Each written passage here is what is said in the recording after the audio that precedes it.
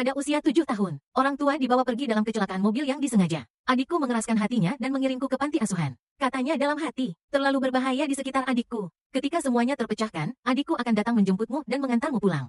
Tapi yang tidak dia ketahui adalah, dia mengirimku ke panti asuhan berhati hitam. Aku berjuang dengan itu. Berkali-kali aku ingin mati, tapi aku takut adikku akan sedih jika aku mati. Dan itu membuatku terus maju. Sampai adikku datang menjemputku bersama kakak angkatnya. Dia menggandeng tangan kakak angkatnya dengan ekspresi bersalah dan diam. Kiki mengikutiku sepanjang jalan. Menderita terlalu banyak. Taksimen dan sebahagia dirimu selama ini. Jika kau membiarkannya, aku akan tersenyum dan mengangguk. Dalam hati, kurasa adikku punya seseorang untuk menemaniku. Akhirnya aku bisa mati dengan percaya diri. Belakangan, adikku menangis hingga kehilangan suaranya di depan ranjang rumah sakitku. Memohon agar aku menemuinya, tapi aku tak bisa membuka mata lagi. 18 tahun. Akhirnya aku menunggu kabar bahwa adikku akan datang menjemputku dan mengantarku pulang. Malam penuh semangat tanpa tidur. Keesokan paginya aku terus bercermin. Akhir yang berulang. Adakah yang tak bisa kau dandani? Pakaiannya baru dan tampan. Tak ada lubang dan tak ada bercak. Tak ada bau tak sedap. Ini gaya yang belum pernah kulihat sebelumnya. Saat ini, dekan berwajah berdaging itu berjalan sambil tersenyum. Mengulurkan tangan dan menaruh tanganmu di bahuku. Kami diam-diam tampan. Tubuhku refleks mulai bergetar. Pupil mengerut hebat. Secara naluriah, aku harus meringkuk dan memeluk kepalaku. Detik berikutnya, ada rasa sakit terkonsentrasi di pergelangan tangan. Apa yang harus dikatakan dan apa yang tidak boleh dikatakan? Diam-diam, kamu pasti tahu. Kalau tidak, apakah kamu tahu konsekuensinya? Aku mengangguk ketakutan. Dekan melepaskannya dengan puas. Menyenandungkan lagu dan berpaling dariku, bibirku sensitif. Hilang keseruan baju baru. Kurang dari jam 7. Aku berdiri di depan panti asuhan dan menunggu dengan cemas. Suster bilang dia akan datang jam 8. Tapi jarum jam telah lewat pukul 9. Aku masih belum melihat sosok adikku. Wajah dekan yang kokoh itu diam-diam bahagia. Sudah kuduga, diam-diam, adik yang selalu kau rindukan. Aku tampak tak begitu peduli padamu. Aku selalu mengirim dekan. Hanya dalam hal ini sangat kasar. Kau bicara omong kosong bahwa adikku paling menyayangiku. Dia pasti akan datang. Matahari semakin cerah. Jam akan menunjuk pukul 11. Gerbang panti asuhan. Ada beberapa mobil yang sangat keren masuk. Pintu mobil kedua terbuka. Seseorang duduk dari belakang mobil. Alis wanita tajam. Ekspresi dingin. Ada tahi lalat kecil berwarna merah di sudut mulut. Wajah-wajah yang familiar dan asing. Firasatku mengatakan bahwa dia adalah adik yang tidak pernah kulihat selama 10 tahun. Dia adalah satu-satunya kerabatku di dunia. Kakiku naik tak terkendali. Ayo pergi dulu. Lalu dia menjadi adik yang berlari. Senyum di sudut mulut belum sepenuhnya mekar. Aku melihat wanita yang masih sangat dingin barusan. Membungkuk dan tertawa penuh kasih. Menarik anak laki-laki lain keluar dari kursi belakang mobil. Anak laki-laki itu tampaknya membuat keributan. Wajah yang tidak bahagia. Kakak menyentuh kepalanya. Senyum tak berdaya. Suasana sangat hangat. Kakak, aku sedang melihat adegan hangat ini. Nada yang meninggi jatuh lagi. Berdiri diam. Kesadaran dekat. Aku tidak tahu apakah dekat atau kaki. Anak laki-laki itu sangat tampan. Berpakaian sangat tampan. Berkilauan di bawah sinar matahari. Aku menatap diriku dengan cepat. Untuk sesaat, aku hanya merasa, aku terlihat seperti anak itik jelek dengan gaun pangeran. Dengarkan dalam hati, suara yang bagus terdengar. Aku mendongak dengan tiba-tiba. Aku melihat adikku tak jauh dari sana dengan mata merah. Memastikan apa? Teriaknya dalam hati dengan suara bergetar. Tiba-tiba perasaan masam menerpa hidungku. Mataku mengikuti asam pantotenat. Tiba-tiba aku tak peduli dengan pikiran rumit barusan. Aku memanggil adikku dengan suara pelan. Tubuh dipeluk kuat di saat berikutnya. Suara tercekat adikku terdengar di telingaku dalam hati. Kakak, akhirnya aku bertemu denganmu. Akhirnya aku tak bisa menahan diri untuk tidak memeluk adikku dan menangis. Aku juga merindukan adikku. Saat ini, hati penuh sukacita bercampur sedih. Untung adikku masih mengingatku. Untung, aku pernah dianiaya sampai sekarat. Aku tak menyerah. Tiba-tiba, seorang anak laki-laki datang dari sebelahnya. Pecahkan pelukanku dengan adikku. Kakak, lepaskan kakak yang diam. Jangan pegang dia dan jangan lepaskan. Memalukan sekali, anak itu meraih lengan adiknya. Maka ku tinggalkan pelukan hangat adikku. Dan ia menatapku. Mata bersalah, maaf, kakak diam. Seharusnya jam 8 tiba, tapi perutku sakit di tengah jalan. Kakak khawatir, meskipun saya tidak setuju, dia dipindahkan ke rumah sakit di tengah jalan.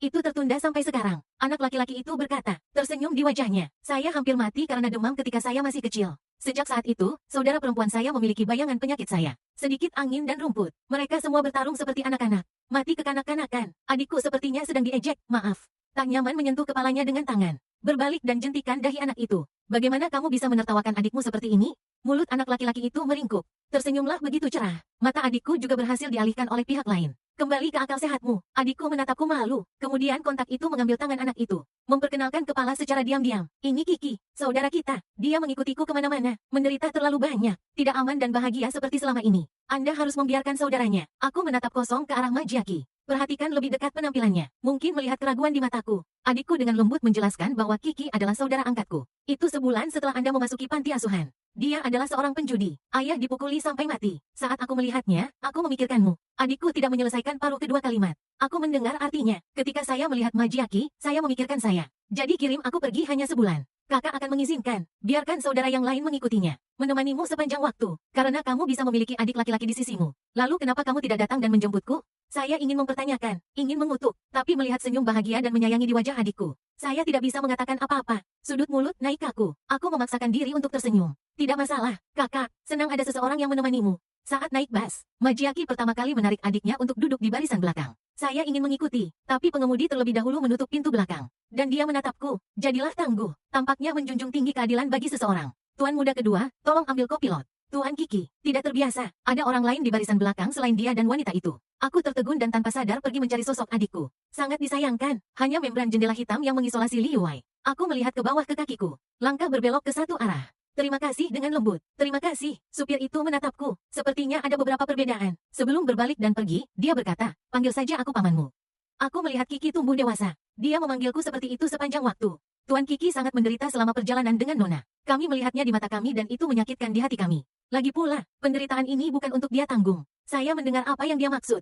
Meskipun saya adalah saudara kandung saudara perempuan saya. Tapi dia selalu melihat Kiki tumbuh dewasa. Jadi tentu saja saya tidak menyalahkan saya sebagai orang luar. Penderitaan Majiaki adalah segalanya untukku. Jadi aku harus bersyukur. Jangan berpikir buruk sedikit pun. Adikku ingin mengadakan perjamuan resepsi untukku. Oleh karena itu, sifat Majiaki tidak menjadi terlalu tinggi akhir-akhir ini. Di sore hari, saya mengikuti tutorial online dan gagal beberapa kali. Saya hanya dengan canggung membuat kue krim stroberi. Ini adalah makanan favorit saya yang pernah ada. Adikku mengatakan bahwa Kiki memiliki banyak kesamaan denganku. Maka dia pasti suka kue manis juga. Anda akan merasa lebih baik setelah makan kue. Aku ingin menghiburnya. Saya ingin mengatakan kepadanya bahwa saya tidak bisa tinggal lama dengan saudara perempuan saya.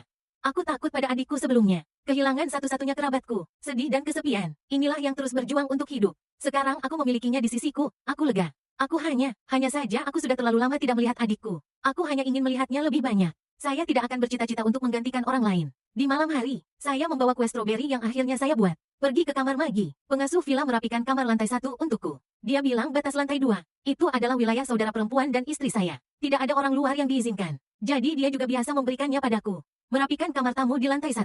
Saya pikir itu baik-baik saja. Lagi pula, aku dan adikku sudah bertahun-tahun tidak bertemu. Pihak lain tidak terbiasa. Seharusnya aku masuk ke wilayahnya. Tapi tidak ada yang mengenalmu larut malam. Pikiran terbang. Aku hanya bisa mengingat kenangan masa kecil. Sepupu saya, yang setahun lebih muda dari saya saat itu, datang untuk bermain di rumah.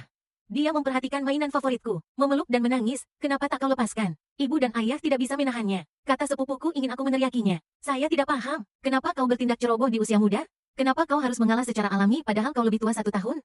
Tapi aku tak mau mempersulit ayah dan ibu. Maka kurai mainan di tanganku. Perlahan lepas. Adikku yang tiba-tiba kembali dari sekolah. Ia merampas mainan itu dari pelukan sepupunya. Menjejalkannya padaku. Wajah orang-orang dewasa langsung berubah jelek. Adikku sedang dijinakkan oleh mereka. Celah transformasi. Menoleh dan mengedipkan mata padaku. Sinyal bahwa aku tak perlu mengkhawatirkan Catkin musim semi. Adikku akan menanam pohon pengharapan itu dengan tangannya sendiri. Berbagilah denganku. Jangkrik musim panas. Adikku akan membawakan mahkota ulang tahun ke kepalaku. Mengatakan ucapan selamat ulang tahunnya adalah untuk memenuhi keinginanku. Adikku adalah adik terbaik di dunia. Dia tak pernah menetapkan batasan teritorial apapun untukku. Cahaya di ruang kerja itu hangat dan terang.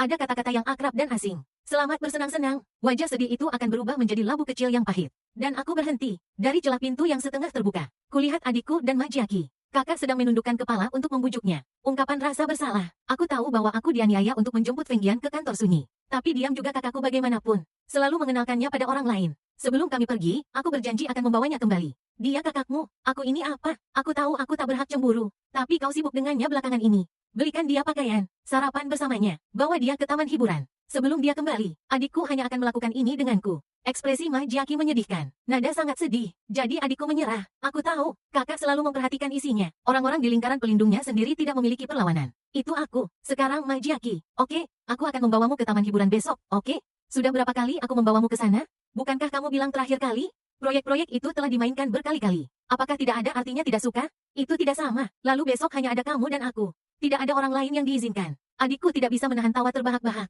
Mengulurkan tangan dan menyentuh puncak kepala Majiaki untuk tahu. Krim di tangan turun dari atas. Seperti menangis. Aku terus menunduk, terkejut. Apakah kue itu juga mengeluarkan air mata?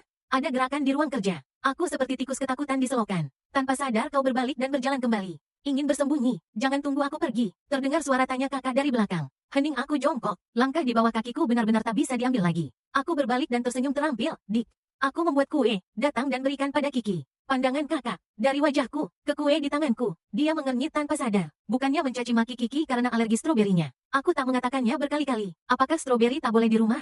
Dan aku tertegun, aku kelimpungan. Sosok kakak yang tinggi juga mengabur. Diam-diam seperti, maka aku akan diam di masa depan. Membangun rumah stroberi penuh stroberi. Seperti di dunia dongeng. Saat itu, diam-diam, kau bisa memiliki stroberi yang tak ada habisnya setiap hari. Seorang gadis 9 tahun sedang menari. Keheningan yang menerawang untuk kakak tercintanya. Tapi 15 tahun telah berlalu. Masih orang yang sama. Dia mengatakan bahwa Kiki alergi stroberi. Stroberi tidak diperbolehkan di rumah. Aku menundukkan kepala karena malu. Tidak berani membiarkan orang di seberangnya melihat mata basah. Aku tidak tahu. Maafkan aku adik. Aku akan makan kue ini. Jangan khawatir, Dik. Kue tidak akan sia-sia. Aku meraih sepotong kue dengan tangan kosong dan memasukkannya ke dalam mulut. Krim manis. Dengan stroberi asam dan manis. Menyeduh rasa paling pahit di dunia. Sepotong demi sepotong ku masukkan ke dalam mulut. Dijejalkan di perut dan bikin mual. Tapi tanpa sadar mengikuti kemunculan di panti asuhan. Dibesarkan yang lucu ke adikku. Senyum menyanjung. Kakak, ku makan semuanya. Jangan marah. Saat aku masih ingin memasukkan lebih banyak ke dalam mulutku. Kue di tangannya terlempar paksa. Punggung tangan yang terkena. Tiba-tiba ada warna merah. Adegan familiar terukir menjadi nyeri tulang. Memicu mekanisme pertahanan diriku. Headshot bawah sadarku. Berlutut di tanah dan memohon ampun. Maaf, aku tidak sengaja. Jangan pukul aku. Harap banyak diam. Kamu tenang. Apa masalahmu? Pemikiran kabur dan kacau ditarik kembali. Belum ada rasa sakit menunggu. Emosi terbebas dari ketakutan yang besar. Ingus dan air mata mengusap wajahnya. Luar biasa malu. Tubuh bagian bawah masih dalam posisi berlutut. Tidak jauh dari sana, Majiaki berdiri di depan pintu ruang kerja. Perbedaan dan kengerian di matanya. Lampu kuning hangat menimpanya. Bersih dan indah. Seperti pangeran kecil di kastil. Tidak pernah merasa rendah diri dan malu sepanjang pagi. Orang-orangku mendorong orang yang menahanku pergi. Liang-liang lari tersedak. Teriakan kakak datang dari belakang. Saya tidak ingin melihat ke belakang. Suara lembut adikku sepertinya kembali terngiang di telingaku. Kakakku, aku ingin menjadikannya yang paling tampan di dunia. Pangeran kecil yang paling bahagia. Kakakku menggunakannya untuk membuatku bahagia. Sekarang benar-benar terjadi. 15 tahun. Dia membesarkan Majiaki dengan sangat baik. Aku bersembunyi di kamar tanpa lampu menyala. Ini gelap gulita. Seperti saya dulu terkunci di ruang bawah tanah. Perasaan akrab, itu entah kenapa memberi saya. Rasa aman yang belum pernah terjadi sebelumnya. Pergelangan tangan telah digigit dan berdarah. Tapi aku tidak bisa merasakan sakit apapun. Pikiranku penuh dengan adegan barusan. Adikku tahu, dan dia melihat bagaimana aku sakit. Apakah dia akan kecewa? Maukah Anda meninggalkan saya seperti yang Anda lakukan 10 tahun yang lalu? Semakin Anda ingin turun, semakin Anda menggigit pergelangan tangan Anda. Lihat sekeliling. Di bawah sinar bulan yang redup. Saya melihat pisau buah di atas meja. Dulu aku khawatir adikku akan sedih jika aku mati. Tapi sekarang, ini mengganggu adikku. Lebih baik mati. Saat aku mati, Majiaki tidak akan lagi bermasalah. Orang lain di sekitar saudara perempuan saya. Anda tidak perlu memperingatkan saya tentang Majiaki lagi. Kakak tidak perlu khawatir tentang ini lagi. Pisau tajam di pergelangan tangan. Ada darah mengalir melalui pintu. Tiba-tiba ditendang menjauh dari luar. Pisau di telapak tanganku direnggut. Centang darah tok di tanah. Selain milikku, ada juga milik adikku. Jantung berhenti. Perasaan tercekik di kapal. Saat berikutnya saya bergegas bersembunyi dari pisau di tangan saudara perempuan saya. Sulit dipercaya. Kakak, kamu terluka. Cepat dan biarkan aku melihat. Sayangnya, pisau itu dibor semakin kencang. Tidak peduli berapa banyak saya mengambilnya, saya tidak bisa mengeluarkannya. Aku menangis, mendongak, aku bertemu dengan ekspresi dingin adikku. Kekakuan tak terkendali di tempatnya. Jiang mau mampu. Berani menyakiti diri sendiri, bukan? Batu-batu besar yang familiar. Untuk sesaat, aku kesurupan. Pada usia 6 tahun, saya nakal dan gigi depan saya patah. Dokter mengatakan Anda tidak bisa makan gula selama pemulihan. Saya serakah. Mau tak mau diam-diam saya makan 2 kelinci putih besar di siang hari. Dan kemudian saya sakit gigi yang parah di malam hari. Menangis sampai mati. Ayah dan ibu pergi keluar hari itu. Tinggalkan kami di rumah. Adikku memelukku dan merasa tertekan. Aku tidak bisa marah lagi. Dia juga seperti itu. Dengan wajah dingin, tanyakan padaku tentang kemampuan Jiang Mokang. Tapi kau mencuri permen di belakangku, kan? Pergelangan tangan ditarik dengan hati-hati ke atas. Kembali ke pikiranku. Bang, pisau itu terlempar keluar. Suster memanggil seseorang untuk membawakan lemari obat. Perban aku tanpa mengucapkan sepatah kata pun. Aku ingin tersenyum seperti biasa. Ingin memberitahunya, luka ini sama sekali tak sakit bagiku. Tapi entah kenapa, mulutnya terlihat seperti direkatkan. Aku tidak bisa tertawa, saya tidak bisa berbicara. Tetesan air sebening kristal jatuh. Menjatuhkan kain kasa. Dan aku tidak tahu harus berbuat apa. Kakak penghibur yang kikuk, jangan menangis, aku baik-baik saja. Itu tidak sakit. Saat berikutnya aku dipeluk hangat. Bagaimana bisa tidak sakit? Sakit diam-diam. Ini adikku, maafkan aku, adikmu seharusnya lebih awal. Menyadari kata-kata kakakmu yang tidak normal. Tapi biarkan aku jatuh ke sudut es. Aku menyeringai begitu keras sehingga aku luar biasa tangguh. Apa yang kakakku katakan? Apakah saya tidak terlalu baik? Saya tidak berani membiarkan 10 tahun panti asuhan terungkap. Saya tidak ingin orang membicarakan saya. Kakak tidak lagi berbicara. Pegang saja aku diam-diam. Jadi tubuhku yang kaku. Lalu aku perlahan rileks. Aku memejamkan mata. Mendambakan kehangatan saat ini. Aku ingin hidup beberapa hari lagi. Aku hanya serakah kali ini. Omong-omong, ada panti asuhan. Kakak sangat mampu sekarang. Dia pasti bisa mendapatkan direktur panti asuhan. Dapatkan hukuman yang pantas Anda dapatkan. Aku pergi. Tapi ada anak-anak lain yang membicarakanku. Aku ingin membahagiakan anak-anak tak berdosa itu. Berbahagialah. Jangan sengsara seperti aku. Jadi saya katakan dengan antisipasi, saudari. Sebenarnya aku tidak menunggu kata-kataku selesai. Suara panik pengasuh datang dari pintu. Nona, Tuan Kiki ketakutan. Sepertinya demam ringan, jatuh ke dalam mimpi buruk lagi. Anda tidak menunggu pihak lain selesai berbicara. Adikku tiba-tiba berdiri. Aroma obat terbalik ke tanah karena gerakan lawan. Tersebar. Apa yang belum saya katakan? Ini juga sama dengan aroma obat yang berantakan di tanah. Tersebar menjadi kata-kata. Di pintu, langkah suster berhenti sejenak. Tapi tidak menjawab. Ini hanya cepat sampai Anda beristirahat dulu. Kakak akan menemanimu nanti. Aku akan melihat Kiki dulu. Situasinya lebih mendesak. Aku menatap punggung adikku. Dalam keadaan kesurupan. Ini seperti kembali 10 tahun yang lalu. Malam hujan yang ditinggalkan itu. Kakak sudah pergi. Pengasuh tidak pergi. Dan dia menoleh padaku. Tuan Kiki bersembunyi bersama Nona saat dia masih kecil. Bisnis Nona berjalan cepat. Tuan Kiki sedang diawasi. Tuan muda diculik pada hari ulang tahunnya yang ke-12. Penculik mengancam Nona. Biarkan wanita itu melepaskan proyek yang dia bicarakan. Akan melepaskan. Wanita itu mengertakkan gigi dan tidak setuju untuk menunggu Kiki. Tuan muda dibakar hingga 40 derajat saat diselamatkan. Dia terus berteriak saudari. Sejak saat itu, Master Kiki rentan terhadap mimpi buruk ketika dia ketakutan. Master Kiki menderita seperti ini. Tetapi keesokan harinya, wanita itu menegosiasikan proyek itu. Keluarkan setengah dari uang yang Anda peroleh. Disumbangkan ke panti asuhan tempat Anda berada. Aku hanya takut kau akan sedikit menderita. Sang putri menculik saudara laki-laki wanita muda itu sendiri. Mereka tidak tahu, kakak Nona sendiri sedang menikmati kebahagiaan di panti asuhan. Sangat disayangkan bahwa guru Kiki memblokir bencana bagi orang lain. Sekarang saya harus dimanjakan oleh orang luar. Aku merasa kasihan padanya. Saya melihat ke bawah dan mulai mengingat ketika saya berusia 12 tahun. Apa yang saya lakukan pada ulang tahun ke-12 saya? Aku ingat sekarang. Dekan Kirzer memberi saya permen langka. Katanya itu hadiah ulang tahun. Meskipun saya bingung dengan hadiah tiba-tiba kepala biara. Tapi juga sangat senang. Karena sebelum itu, aku sudah kelaparan selama 3 hari 3 malam. Jika bukan karena mencuri air untuk diminum selama periode tersebut. Aku takut aku akan mati. Aku tahu aku tidak bisa mati. Aku mati. Adikku tidak akan lagi memiliki kekasih di dunia ini. Ketika dia datang untuk menjemputku, dia tidak dapat menemukan siapapun. Betapa sedihnya itu, meskipun adikku kuat di permukaan. Tapi ada yang cengeng, saya telah melihat saudara perempuan saya menangis diam-diam berkali-kali. Saya ingat dilecehkan sebagai seorang anak oleh pengasuh yang jahat. Adikku marah setelah mengetahuinya, mengobati lukaku setelah mengusir pengasuh. Aku takut adikku akan sedih. Merobek napas saya untuk menghibur saudara perempuan saya, mengatakan bahwa saya tidak sakit. Adikku mengerutkan bibirnya dan tidak berkata apa-apa. Tapi di malam hari aku terbangun dengan linglung. Tapi aku sangat sedih melihat adikku menangis di samping tempat tidurku. Jadi pada saat itu, menghadapi permen yang bisa menyelamatkan hidupku. Saya sangat menghargainya, takut diserang dan dibawa pergi oleh orang lain. Aku bahkan tidak mengupas bungkus permennya. Saya baru saja memasukkannya ke dalam mulut saya. Dan tak lama kemudian, dia menjadi kesurupan. Tak berdaya, saya hanya merasa seperti sedang diletakkan di tubuh saya. Ke papan tempat tidur keras yang dingin. Drifter meraba-raba saya. Aku hampir menggigit lidahku untuk bangun. Aku menggigit paha pria itu. Sementara dia meratap dan kabur dari rumah. Aku berlari dengan ketakutan. Takut menemukan adikku. Tapi aku tidak tahu di mana adikku. Lalu aku pingsan di jalan. Dia dipukuli sampai mati oleh dekan yang mengejar. Terkunci di ruang bawah tanah. Punggung dipukuli dengan darah dan daging. Masih memiliki bekas luka yang dalam. Saya pikir saya akan mati di ruang bawah tanah kali ini. Saya tidak berharap hari berikutnya. Dekan benar-benar menemukan dokter untuk merawat saya untuk pertama kalinya. Itu nyaris tidak menyelamatkan hidupku. Hanya saja tubuhku benar-benar hancur sejak bencana. Otak juga bingung saat bangun. Saya selalu sakit dan sakit. Jika Anda menahannya, Anda tidak akan merasa tidak nyaman. Pada saat ini, mendengarkan kata-kata pengasuh, saya tiba-tiba menyadari.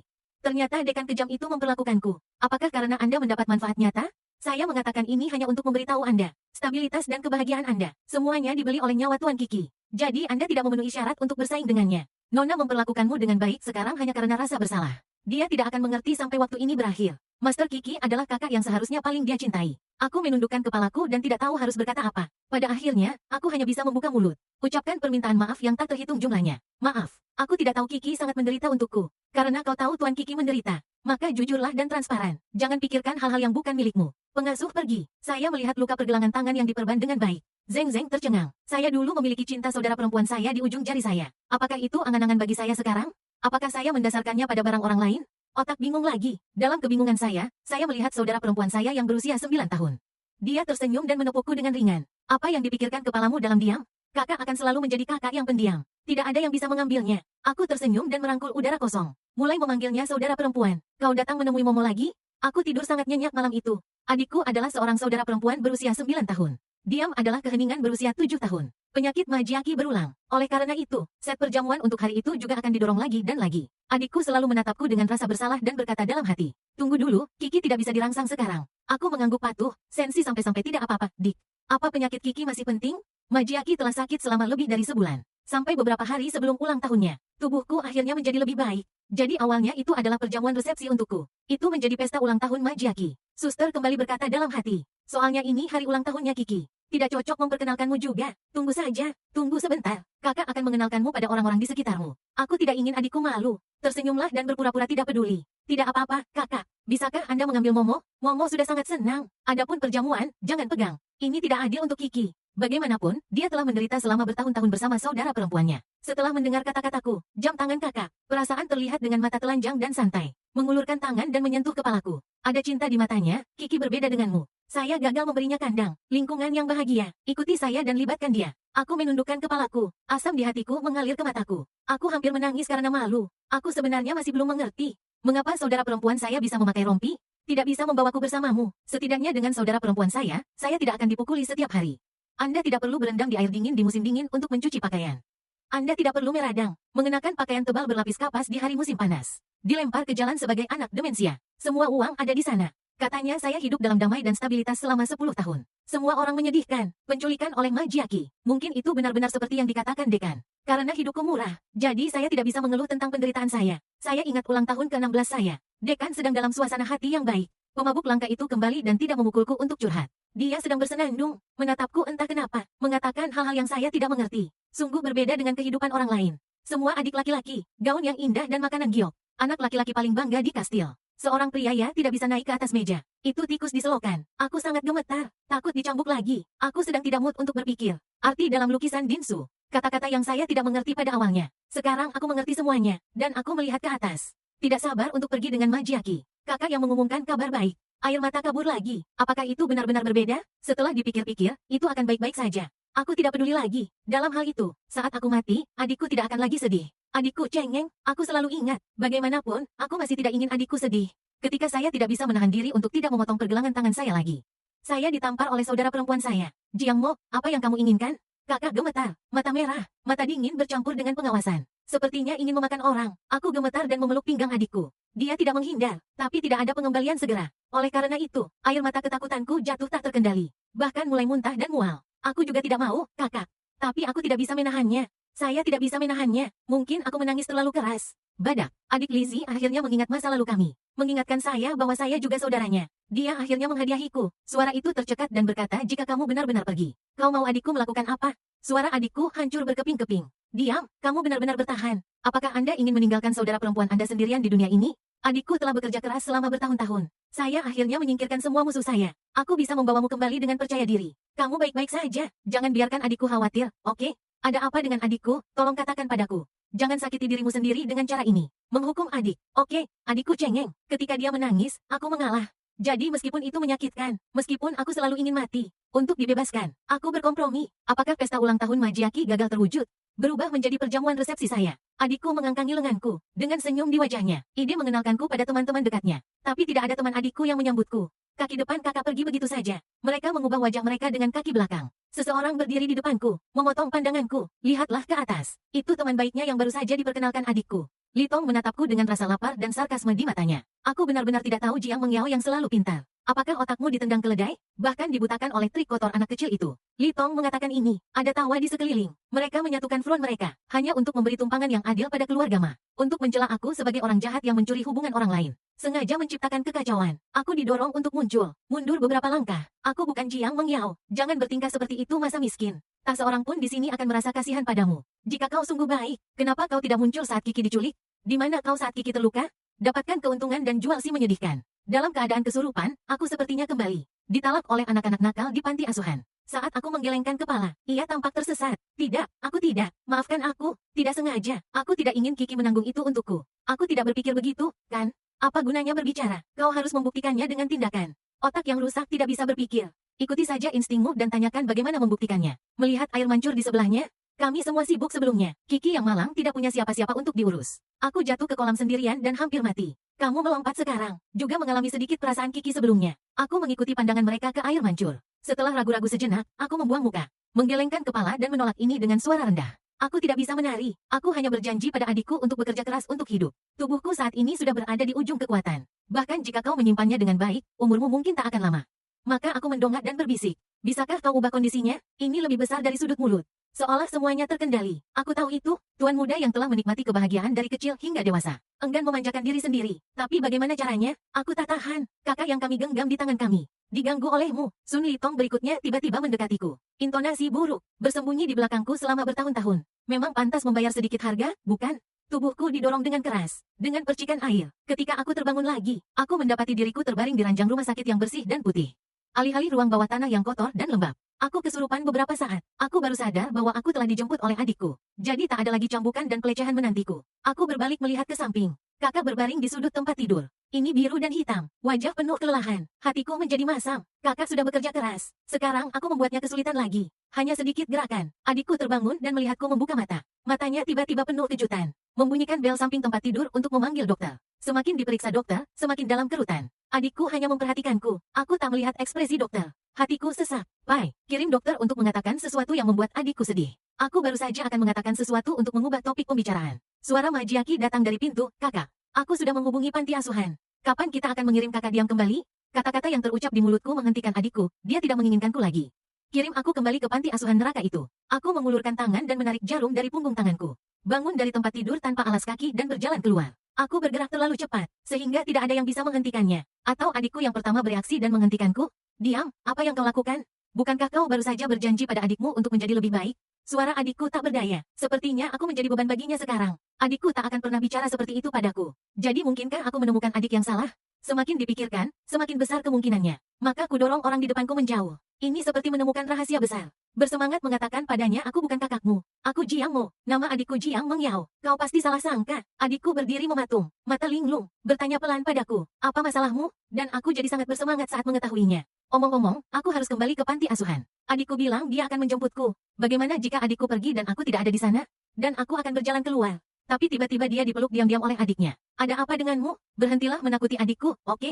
Adikku benar-benar lelah akhir-akhir ini. Aku melihat orang-orang yang kukenal dan asing di depanku. Mengerutkan kening tidak puas. Mengulurkan tangan dan mematahkan pergelangan tangannya, kau melepaskanku. Adikku berkata bahwa kau tidak boleh melaporkannya pada orang asing. Itu membuat banyak suara. Aku akhirnya terjepit di ranjang rumah sakit. Orang yang baru saja menyebut dirinya adikku. Dan seikat jas putih keluar. Aku terbaring di ranjang rumah sakit. Dengan penasaran menatap anak laki-laki di sebelahnya. Dia menatapku dengan ekspresi rumit. Berhentilah menyiksa adikku. Dia sudah bekerja cukup keras. Aku mengerutkan kening untuk mengoreksinya bahwa itu adalah adikmu. Bukan adikku. Adikku adalah orang terbaik di dunia. Jangan pernah bicara seperti itu padaku. Mendengar kata-kata, cahaya aneh sepertinya melintas di mata Majiaki. Dan dia menatapku. Dengan hati-hati bertanya, apakah kamu ingat siapa aku? Aku mengerutkan kening dan berpikir lama. Dan aku tidak membuatnya benar dengan siapapun yang kukenal. Jadi dia menggelengkan kepalanya dengan jujur. Dia tampak gugup. Remas tanganmu dengan erat. Tanyakan apakah kamu hanya ingin kembali ke panti asuhan. Aku mengangguk bersemangat dan bertanya padanya apakah kau bisa menerimaku kembali. Aku takut adikku tak bisa menemukanku dan aku sedih.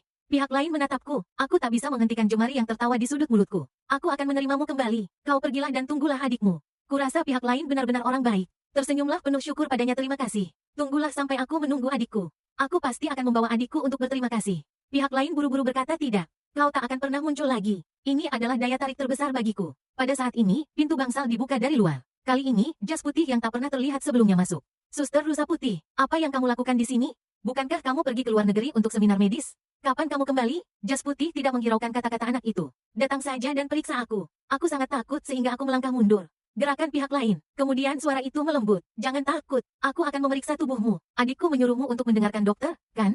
Mataku berbinar. Adikku memang mengatakan itu. Jadi aku dengan patuh mengikuti. Permintaan pihak lain tidak menggerakkannya. Saudari Bailu, dia tampaknya telah kehilangan ingatannya sekarang. Tidak dapat mengingat apapun. Hanya mengirimnya kembali. Kemudian adikku hanya memiliki satu saudara laki-laki. Kita akan sama seperti sebelumnya. Saudari Bailu, kamu berjanji padaku sebelumnya. Jas putih itu meraung keluar dengan wajah dingin. Majiaki tertegun sejenak. Lalu dia berteriak, dan kau pun mulai bias. Lalu dia membanting pintu dan kabur. Kutatap jas putih di depanku dengan cemas. Ada ketidaksetujuan di antara kedua alisku. Kakak barusan adalah orang baik. Dia juga berjanji akan membantuku menemukan adikku. Kau tak boleh membentaknya. Jas putih itu memiliki tatapan rumit di mataku yang tak ku mengerti. Dia tiba-tiba menanyakan kabarnya di panti. Aku memikirkannya dan mulai menggelengkan kepalaku. Jika tak enak, aku akan dipukuli. Sakit, sakit, dan kau akan lapar. Aku harus berpura-pura menjadi pembohong dan mengemis uang. Pakaianmu akan robek. Pada saat ini, jas putih menginterupsiku.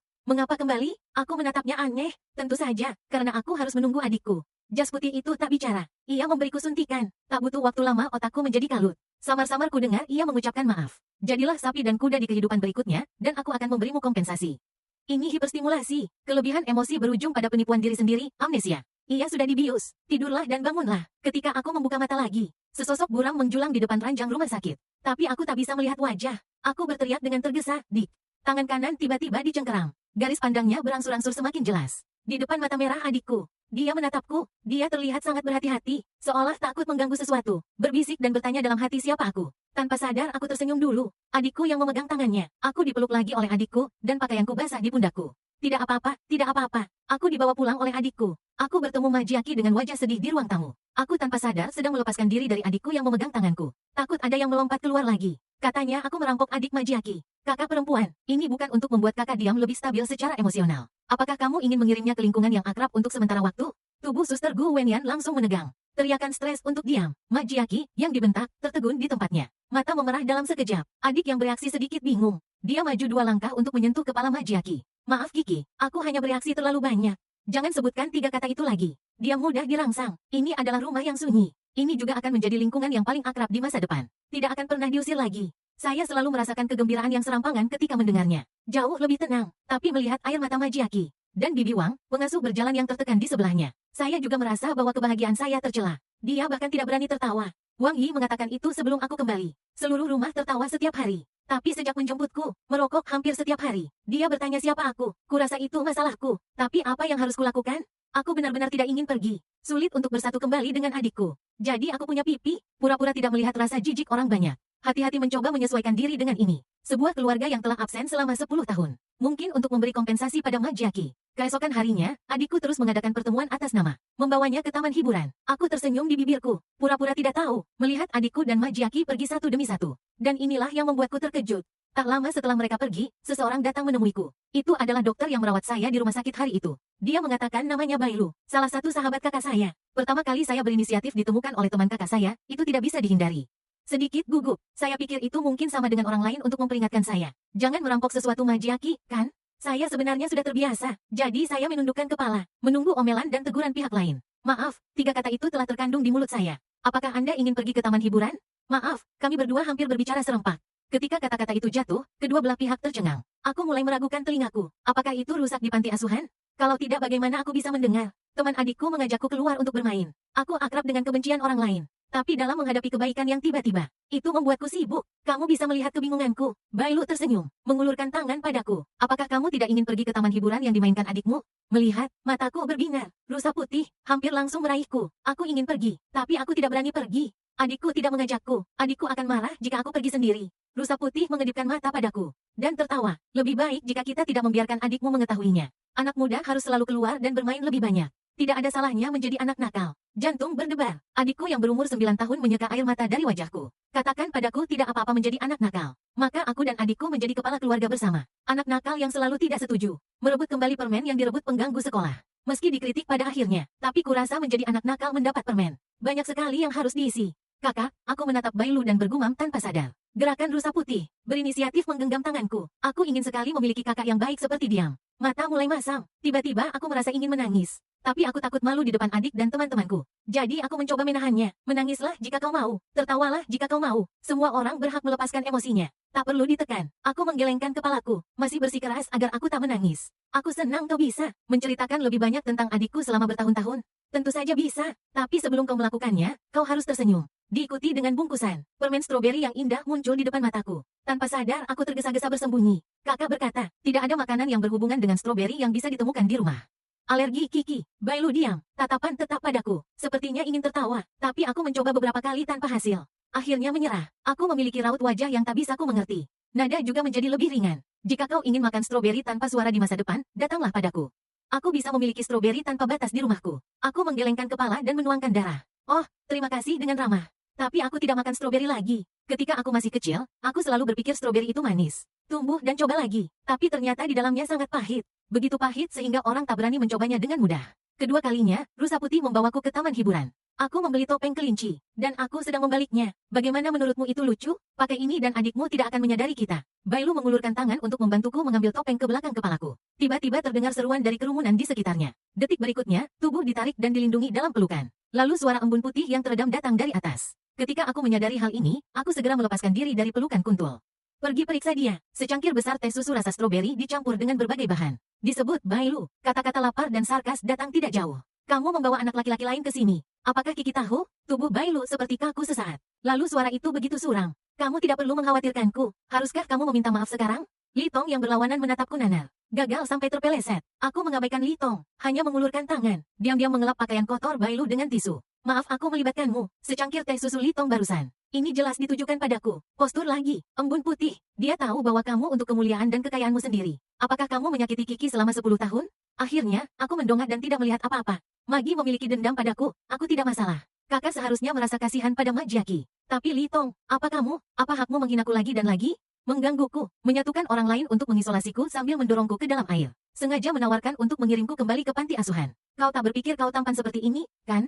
Sejujurnya, aku hanya merasa mual. Menjijikan seperti kutu busuk. Wajah Li Tong semakin menggelap. Ia menatap si kuntul dengan tak percaya. Lihat aku lagi. Kau membuatku marah karena si kuntul. Jiang Mo, mengapa kau berkata seperti itu padaku? Jelas, ini semua hutangmu padaku. Aku tak ingin mengeksplor kata-kata Li Tong. Apa maksudnya? Mungkin kita berteman saat masih kecil. Tapi sekarang sudah tak bisa dikenali. Aku hendak pergi dengan si kuntul. Aku tak berniat bermain. Meninggalkan Li Tong yang melompat ke belakang. Kau berhenti Jiang Mo. Kau berhenti, kau tak boleh mengikutinya. Sesampainya di rumah, si kuntul menatapku dan ragu-ragu. Akhirnya bertanya padaku, apakah kau mau pergi ke luar negeri?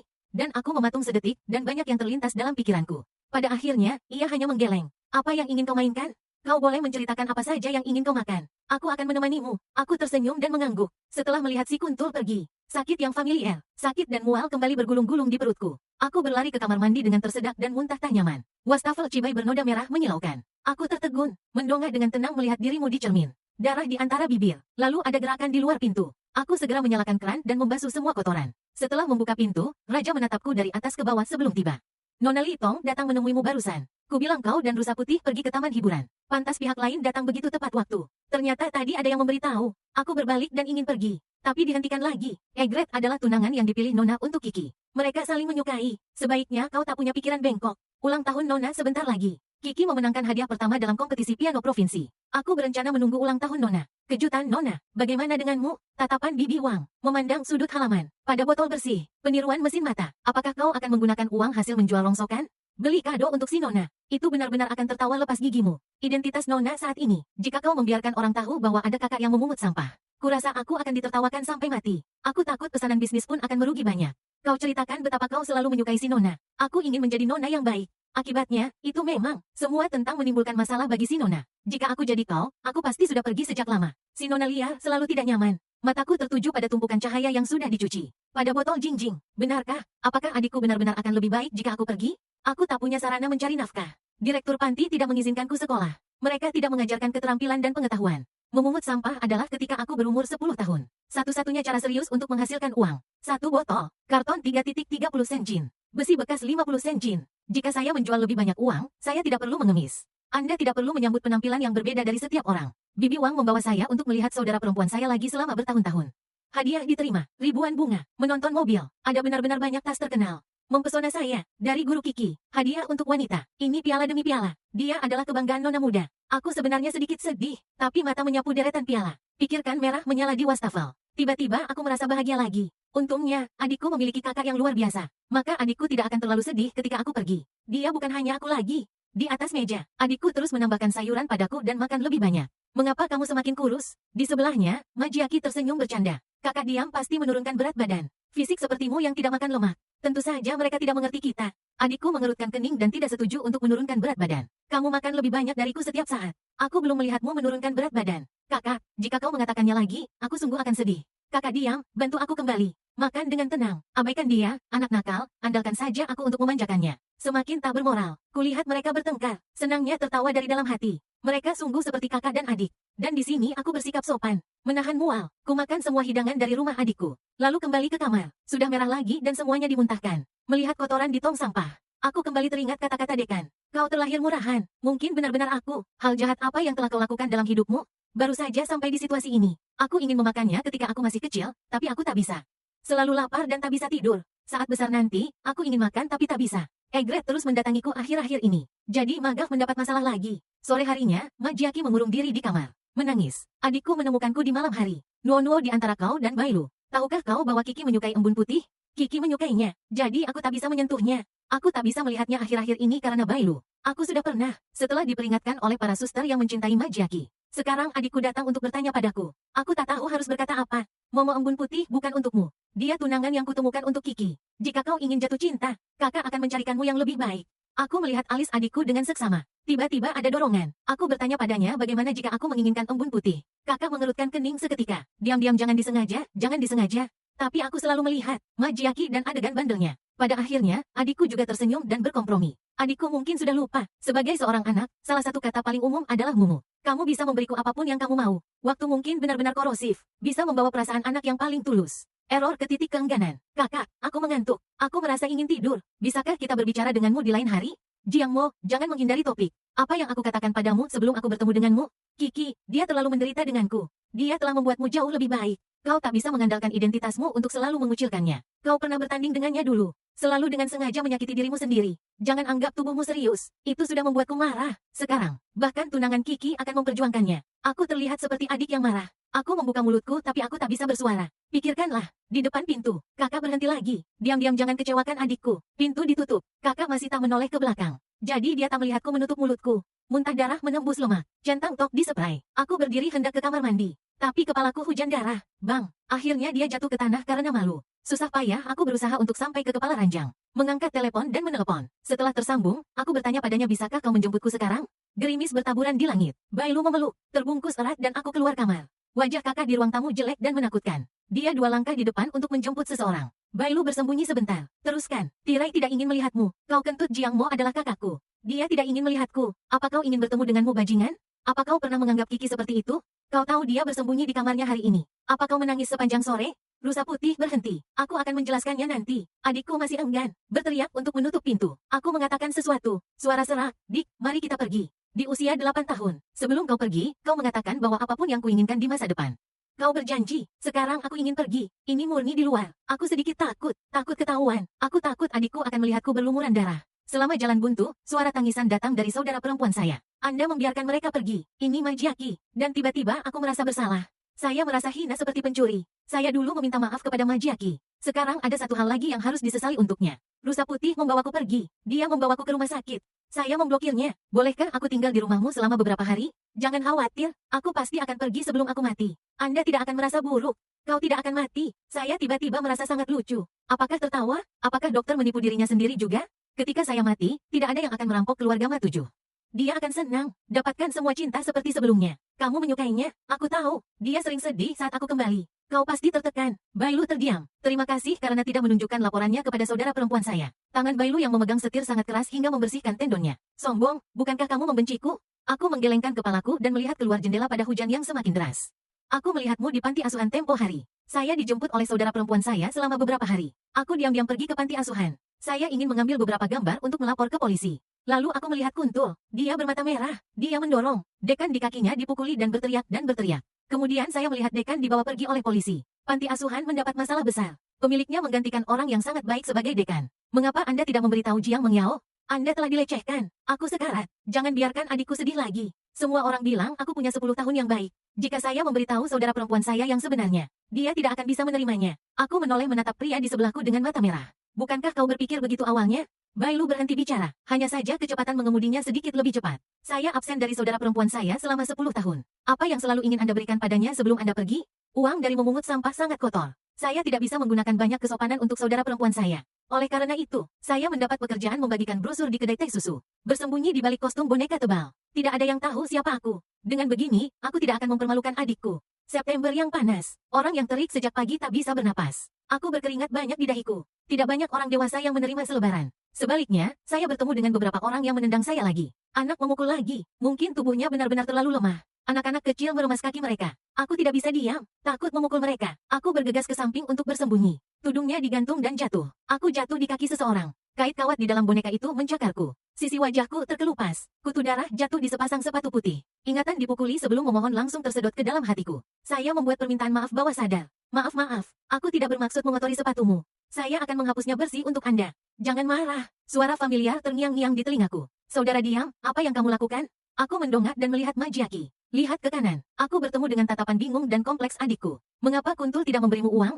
Dia bahkan memulai hadiah film semir sepatu. Di belakang adikku, ada juga banyak orang yang berdandan sangat cantik. Apakah ini pasangan saudara perempuan saya? Lalu aku teringat kata-kata Bibi Wang. Takut mempermalukan adikku. Penolakan bawah sadar. Saya tidak tahu apa yang Anda bicarakan. Kau pasti salah paham. Majiaki berdiri dan memarahiku dengan getir. Saudara diam, bagaimana Anda bisa menjadi karena seorang wanita? Saya tidak mengenali saudara perempuan saya. Apa kau tahu, seberapa khawatir adikku tentang kamu di rumah akhir-akhir ini? Aku sangat kecewa padamu, dan aku hanya menjauh dari pandangan mereka. Berjuang untuk mengambil kap mesin yang jatuh ke tanah. Aku tidak berani melihat adikku. Suaranya terlalu dingin. Kiki, ayo pergi. Beberapa orang sama sekali tidak pantas menerima kemarahanmu. Saya mendengar ini dan tidak menjawab. Hanya menghentikan orang yang lewat. Tanyakan apakah mereka ingin teh susu? Produk baru sedang didiskon 20%. Kakak sudah pergi. Bersama hanya anak-anak yang memukul dan menendang saya. Hilang. Saya menerima gaji sehari 60 yuan. Memikirkannya, saya membeli beberapa bola asuransi. Kakak selalu takut kedinginan di musim dingin. Begitu musim dingin tiba, jika Anda tidak bisa keluar rumah, Anda tidak bisa keluar rumah. Memanggilnya untuk membuat manusia salju membuatku bertingkah seperti anak manja untuk waktu yang lama. Tapi aku di rumah baru kakakku. Tapi saya telah melihat banyak saudara perempuan dan majiaki menumpuk. Foto manusia salju. 10 foto dalam 10 tahun. Bibi Wang mengatakan bahwa saudara perempuannya mencoba membuat majiaki bahagia. Tawarkan untuk membangun manusia salju. Terkadang tidak turun salju di musim dingin. Mereka juga secara khusus naik pesawat untuk bermain di timur laut. Suster Sue mengatakan bahwa membuat manusia salju sangat dingin. Aku akan merajut sepasang sarung tangan. Dengan cara ini, setelah adikku membuat manusia salju untuk majiaki, Anda juga bisa memakai sarung tangan agar tetap hangat. Kembali ke rumah, Bailu masih. Yang tua diam, lewati dia. Bahan-bahannya tiba-tiba terbuka, sebenarnya Anda tidak perlu melakukan ini. Jika Anda ingin uang untuk membeli hadiah, saya bisa memberikannya kepada Anda. Aku menggelengkan kepalaku berbeda, jadi Kuntul tidak berkata apa-apa lagi. Tubuhku semakin lemah. Pada akhirnya, saya bahkan tidak memiliki kekuatan untuk naik dan turun tangga. Kuntul tidak tahan lagi. Bolehkah aku membawamu ke rumah sakit? Saya menghubungi dokter terbaik. Selama Anda mau membuat, selalu ada harapan. Orang-orangku membeku. Aku bingung. Sebuah permohonan kecil. Aku tidak akan mati begitu cepat. Bisakah Anda membiarkan saya tinggal di sini lebih lama? Rusa putih itu menatapku dengan wajah sedih dan tidak berbicara. Kenangan di mata. Aku benar-benar cemas. Anda percaya, vitalitas saya sangat ulet. Ketika saya masih kecil, saya dipukuli sampai mati oleh dekan berkali-kali. Saya tidak bisa melewatinya sebelum memberikan hadiah untuk adikku. Aku yakin aku tidak akan mati. Tidak akan membiarkan rumah Anda terinfeksi, orang mati akan bangun. Kuntul tidak tahan. Suaranya sangat cepat, tercekat, berhenti bicara, diam-diam. Aku tidak berani kamu pergi. Tapi setelah memberikan hadiah, Anda berjanji untuk pergi ke rumah sakit dengan saya. Jika tidak, saya akan memberitahu Jiang Mengyao tentang situasi Anda sekarang. Aku mengangguk cepat. Aku berjanji padamu. Jangan biarkan adikku khawatir. Dan kemudian ke belakang. Aku mulai tertidur sepanjang waktu. Jadi beberapa malam, saya mengikuti video belajar sarung tangan. Kuntul duduk diam di sampingku. Terkadang saya merasa kesurupan bahwa Kuntul adalah saudara perempuan saya. Saya merasa ini adalah momen kematian saya. Saya telah berfantasi berkali-kali. Tapi kenyataannya adalah, Bailu melakukan ini untuk majiaki. Hari di mana sarung tangan itu dibuat. Jarang sekali aku punya semangat. Seperti di panti asuhan. Menunggu adikku menjemput guruku. Saya melihat ke cermin dan berdandan dengan hati-hati. Sayang sekali wajahnya sudah sedikit cacat. Aku tidak bisa melihatnya. Perasaan majiaki menjadi anak kaya. Aku menyelinap keluar pintu tanpa memberitahu Kuntul. Anda masih memiliki wajah untuk kembali. Kamu tahu rindu untukmu. Seperti apa semuanya? Dia juga merampok tunangan majiaki. Aku benar-benar tidak ingin wajah apapun. Kamu sangat murah. Kenapa kamu tidak mati? Aku menatap Bibi Wang dengan wajah pucat. Tidak membantah perkataannya. Baru saja membagikan sarung tangan yang sudah sembuh. Bisakah kamu memberikan ini pada adikku untukku? Takut pihak lain tidak menolak. Saya punya penjelasan bahwa itu tidak dibayar dengan memungut sampah. Bersih. Punggung tangan itu terlempar dengan paksa. Sarung tangan juga dipukul ke tanah. Aku tertegun dan buru-buru berjongkok untuk mengambilnya. Saat berikutnya, punggung tangannya diinjak dengan keras. Aku mendongak dan melihat majiaki. Sepertinya selalu seperti itu. Sejak awal bertemu, orang lain berada di atas satu sama lain. Aku turun ke debu. Jiang Mo, mengapa kamu begitu angka? Kamu menghancurkan hati adikku seperti itu terakhir kali. Dan menghadap ke belakang. Karena adikku berhati lembut. Kalau begitu biarkan aku membantunya. Setelah pihak lain selesai berbicara, dia menarikku dengan keras. Momen selanjutnya, telapak tangan Anda diisi dengan sesuatu yang licin. Magah berteriak. Kepala hancur di meja kopi. Suara tajam terdengar. Sesuatu di tanganku jatuh ke tanah. Saya baru saja melihat bahwa itu adalah sepotong batu giok yang aman. Ketika saya masih kecil, saudara perempuan saya memohon lapisan untuk saya. Terdengar langkah kaki tergesa-gesa di belakangnya. Bahunya dibanting terbuka. Kakak dengan lembut memeluk keluarga kuda. Berbalik dan peringatkan saya dengan kejam bahwa Anda sedang menunggu. Aku akan melunasi tagihannya denganmu nanti. Saya mengikuti dan berlari 2 langkah ke depan. Saudari, jangan pergi. Melihat langkah kaki adikku berhenti. Aku berkata dengan cepat, aku membawakanmu hadiah ulang tahun. Kali ini adikku akhirnya kembali. Tapi mata penuh rasa jijik. Kiki telah terluka seperti ini olehmu. Apakah Anda masih berminat untuk mengatakan hadiah? Saya mencoba menjelaskan, tapi bahasanya pucat. Suster, bukan karena aku mendorongnya. Itu dia. Apa kau tahu, ketika dia masih kecil, majiaki diculik dan mengalami demam tinggi. Hampir mati. Saya memohon Ping An Yu untuk kembali. Dia baru saja keluar dari ekonomi. Dari kecil hingga besar, giok Ping An-nya yang berharga sangat berharga. Jika bukan untukmu, mungkinkah majiaki memecahkannya sendiri? Diam, kamu telah menjadi orang asing bagiku sekarang. Aku lebih suka tak pernah memilikimu sebagai kakak. Bibi Wang membuang hadiahnya. Aku tak mampu membelinya. Kakak pergi. Bibi Wang bersemangat mengambil sarung tangan di tanah. Melihat, aku bergegas dan mendorongnya sekuat mungkin. Mengambil sarung tangan dan keluar pintu. Dulu aku berpikir bahwa jika aku menemukan adikku, aku akan menemukan rumah. Dan tak seorang pun memberitahuku. Jika keluarga adikku tak membutuhkanku, apa yang harus kulakukan? Berjalan-jalan, dan aku berhasil mencapai panti asuhan. Jalan sebelumnya, pada usia 8 tahun, aku ditempatkan di sini oleh adikku. 10 tahun telah berlalu. Aku tak bisa lagi menemukan orang yang memanjakanku. Itu menyakitkan adikku. Ketika Kuntul menemukanku, aku sudah basah kuyup. Aku mendongak dan bertanya dengan tatapan kosong. Apakah kamu tahu di mana adikku berada? Aku dipeluk. Diam-diam, aku akan menjadi adikmu. Aku mengerutkan kening dan menolak untuk mendorongnya. Aku memiliki adik terbaik di dunia. Aku tidak membutuhkanmu. Bangun lagi di rumah sakit. Aku tidak suka di sini. Merasa di tempat ini, seperti sesuatu yang buruk terjadi. Ini adalah suara jengkel Kuntul yang datang dari luar. Bagaimana tidak bisa diselamatkan? Apa maksudmu kemoterapi tidak berguna? Bukankah dokter hanya merampok orang dari Yama? Pergi ke pertemuan. Suruh semua orang di departemen ke pertemuan. Pasti ada jalan, Direktur Bai. Jika laporan pemeriksaan pertama, kemoterapi bisa berlangsung sebentar. Tapi sekarang kondisinya benar-benar memburuk. Ini juga buang-buang penderitaan. Jangan siksa pasien. Mari kita bicarakan. Mengapa tidak ada pengobatan setelah laporan pertama? Ada keheningan di luar. Lalu ada tekanan Bailu merintih ya. Mengapa tidak ada pengobatan sejak awal? Karena dia menyembunyikan laporan. Tidak memberitahu Jiang Mengyao apapun. Karena dia merasa kasihan pada Majiaki. Ingin aku meninggalkan bangsal tadi. Pintu dibuka. Aku bertemu dengan pemandangan rusa putih. Bibirnya terbuka dan setengah konyol maaf. Aku tidak benar-benar menyalahkannya. Dia bilang aku juga tidak berumur panjang. Ini akan membuat frustrasi sia-sia. Apakah ada hal lain yang ingin kamu lakukan? Aku melihat ke bawah dan memikirkannya dan berkata aku ingin melihat laut. Sudut tangga villa, menggantung foto besar. Majiaki memeluk lengan adiknya. Tertawa bahagia di antara burung camar di langit. Aku juga ingin melihat laut yang telah adikku lihat. Bailu membujukku untuk menyelesaikan infus. Membeli tiket pesawat semalaman. Terbangkan aku ke pantai. Setelah turun dari pesawat, baru saja dinyalakan. Panggilan tak terjawab yang tak terhitung jumlahnya muncul. Itu adikku, karena untuk sesaat aku masih menghubungi kembali. Tersambung dalam 1 detik di sana. Sepertinya suara adikku sedikit marah. Jiang Mo. Kemana kau pergi? Kenapa kau tidak menjawab telepon? Aku akan pergi ke Rusa Putih untuk menemukanmu. Kenapa mereka bilang kau tidak ada di sana? Aku tidak peduli di mana kau berada sekarang. Kembalilah padaku segera. Aku terdiam sejenak. Setelah memikirkannya, aku berkata adik. Aku tidak akan kembali. Aku tidak akan kembali. Kiki luar biasa. Jauh lebih baik dariku. Dia adalah adik yang baik. Kalian semua baik-baik saja. Suara adikku sepertinya sangat ketakutan. Apa yang kamu katakan? Jiang Mo, di mana kamu sekarang? Aku pergi mencarimu. Jangan mencariku, Dik, seperti 10 tahun yang lalu. Bersikaplah kejam. Anggap saja kamu tidak memiliki kakakku. Jiang Mo diam dan aku menutup telepon. Adikku menelepon lagi segera. Aku menatap kosong selama beberapa detik tanpa menutup telepon.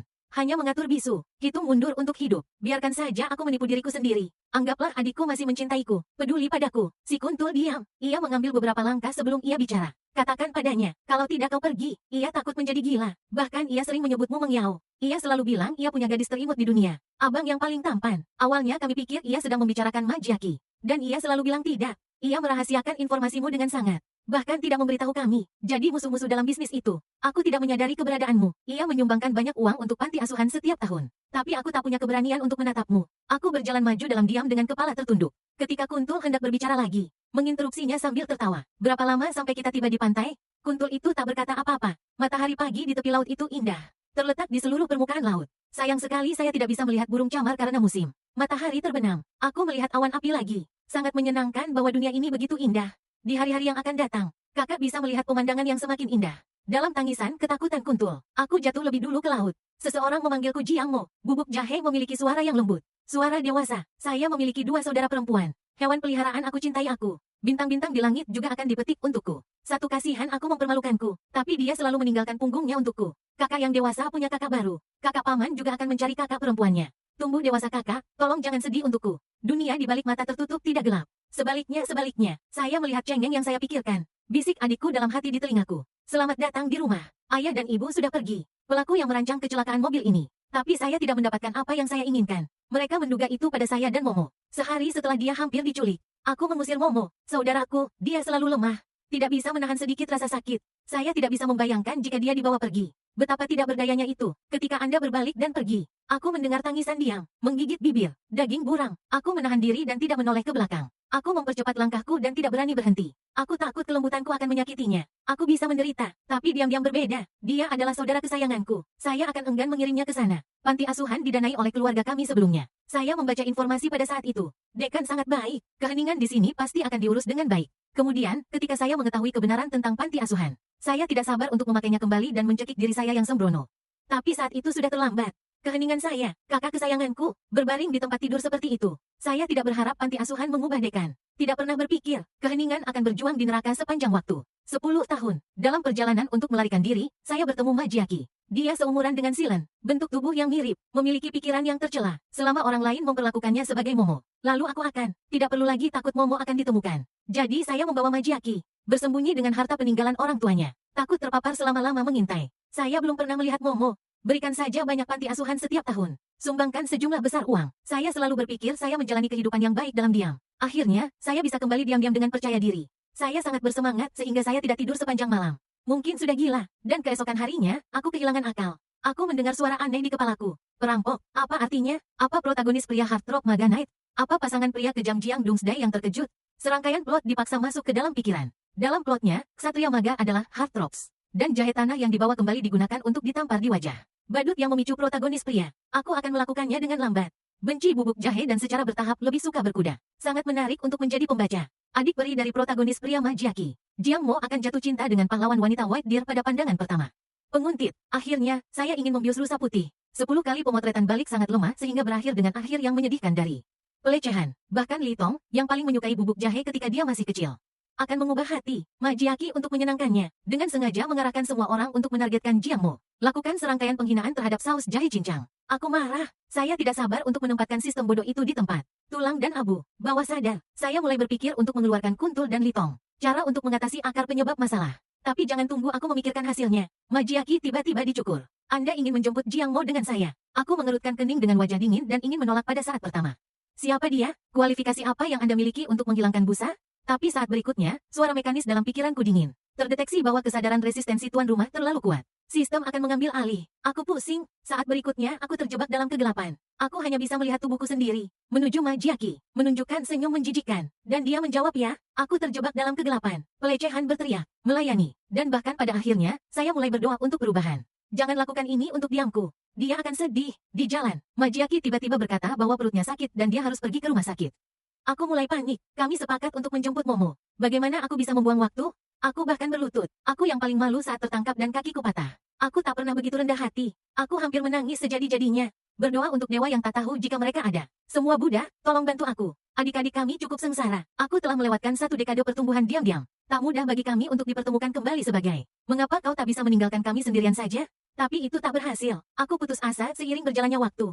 Melewatkan waktu suksesi yang telah disepakati. Pada saat itu, aku bahkan memikirkannya. Hal-hal menjijikkan mati bersama. Tapi saat berikutnya aku kembali teringat diam. Apa yang harus kulakukan jika aku mati diam-diam? Dan aku memejamkan mata, menekan pikiran-pikiran dahsyat dalam hatimu. Ketika aku melihat keheningan, aku akhirnya melepaskan diri dari kendali sistem sejenak. Aku bergegas bangkit dan memeluk kakakku yang sudah 10 tahun tak kulihat.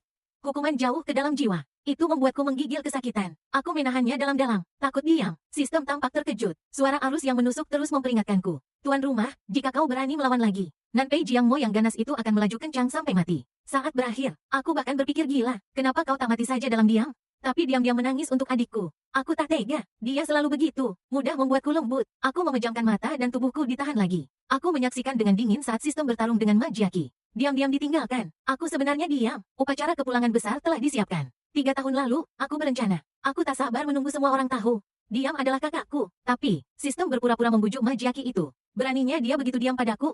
Kakakku yang malang dan lembut. Kue stroberi secara acak dimasukkan ke mulut pihak lain. Ekspresi Seso sepertinya sangat takut. Aku jadi gila, tapi hal pertama yang kulakukan saat aku melepaskan diri. Aku hanya memeluk tanpa suara. Kekuatan brutal mengamuk di dada. Apa yang sangat dibutuhkan untuk melepaskan keheningan? Ada yang salah. Jadi aku memerintahkan seseorang untuk memeriksa masa lalu yang sunyi. Menendang pintu dan melihat pergelangan tangan yang berdarah tanpa suara. Dan aku berhenti bernafas sedetik. Raungan otak. Gerakannya sangat gemetar sehingga aku tak bisa mengontrol tubuhku. Aku rasa seharusnya dengan keheningan saat itu. Lahir bersama, mati bersama. Agar keheningan tak menjadi tempat aku tak tahu. Diam-diam pecah. Majiaki adalah iblis lagi. Sistem mengontrol tubuhku dan pergi tanpa suara. Dan kali ini, aku tak melawan. Sistemnya juga jarang berbeda. Saat aku hampir mencekik Majiaki sampai mati. Sistem benar-benar menggila. Menusuk telingaku di kepalaku. Hukumannya maksimal oleh lawan. Aku tersenyum senang. Ternyata dia juga takut. Kalau begitu, lalu kenapa dia tak kasihan dengan diamku? Aku tak bisa menahan pendarahan dari mulut dan hidungku. Tapi saya tidak menyerah. Bermata merah, mencekik erat leher Majiaki. Saya berkata saya tidak dilahirkan sebagai orang baik.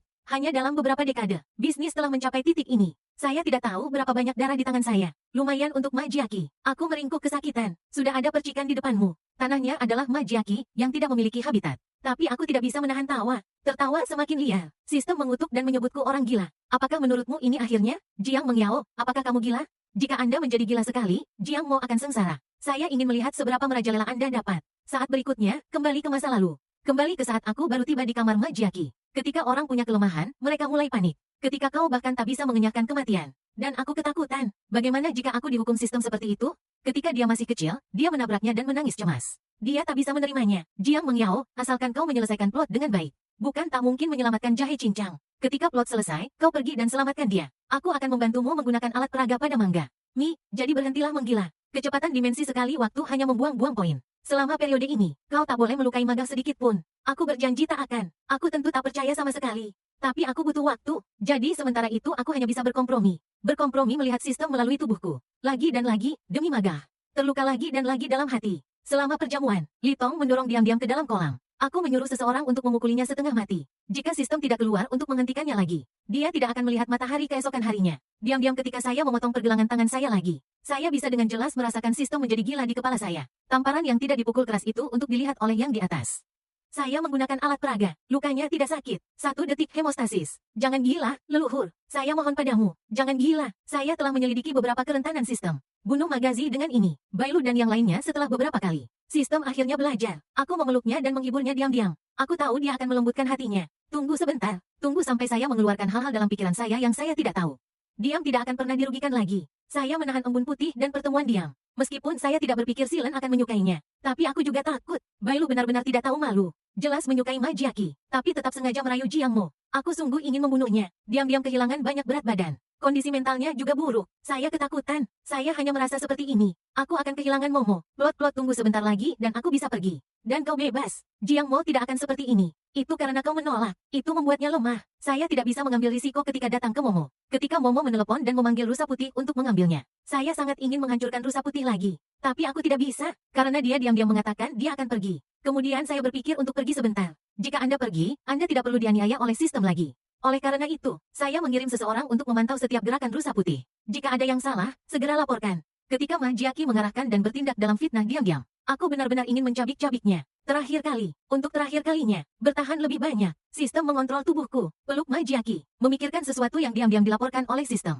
Saya sedikit bersemangat. Segera, mereka yang terluka diam-diam bisa mati. Tidak, aku tidak memikirkannya. Diam-diam berbaring di ranjang rumah sakit, hidup dan mati tidak diketahui. Jelas sebelum ini, laporan pemeriksaan fisik diam semuanya sehat. Tidak masalah sama sekali. Aku bahkan pergi ke terapis. Bermain sebagai semua jenis orang di sekitar diam-diam. Cerahkan dia. Tawa mekanis di kepalaku. Mengungkapkan kebanggaan dan keunggulan. Jiang Mengyao, Anda tidak benar-benar berpikir Anda baik, bukan? Anda lihat saya hanya butuh sedikit pekerjaan. Tanpa semua rasa sakit selama 10 tahun terakhir. Dan laporan fisik tentang kankernya. Anda tidak akan menemukan apapun. Hanya karakter plot. Membujukmu beberapa kata. Saya benar-benar berpikir saya bisa melakukan apa saja. Tugas bodoh selesai. Kakek, aku pergi. Kenapa? Apa yang kau lakukan? Apa aku pergi sambil menyeringai? Tidak bisa pergi. Majiaki rusa putih. Pengasuh Li Tong. Direktur panti asuhan pengemudi. Semua orang yang telah menyakiti keheningan tidak bisa pergi. Meratap dan memaki di lautan api. Sistem di kepalaku berteriak. Bagaimana bisa? Kenapa kau tak boleh pergi setelah tugasnya selesai? Bla bla bla. Kerusakan inti 65%. Penghancuran inti. Aku berpegangan erat di lautan api. Tundukkan kepalamu ke wajahnya yang dingin dan kaku. Tertawa tanpa suara. Sister Silen membalas dendam untukmu. Semua orang yang mengganggumu telah dihukum. Omong-omong, dan adikku. Aku mengulurkan tangan dan mengeluarkan tas yang sudah disiapkan jauh-jauh hari. Potong dalam-dalam di pergelangan tangan. Dalam keadaan kesurupan, aku seperti melihat keheningan. Dia berhenti menangis. Sebaliknya, dia tersenyum bahagia. Aku mengulurkan tangan dan tersenyum untuk memeluknya. Keheninganku yang baik.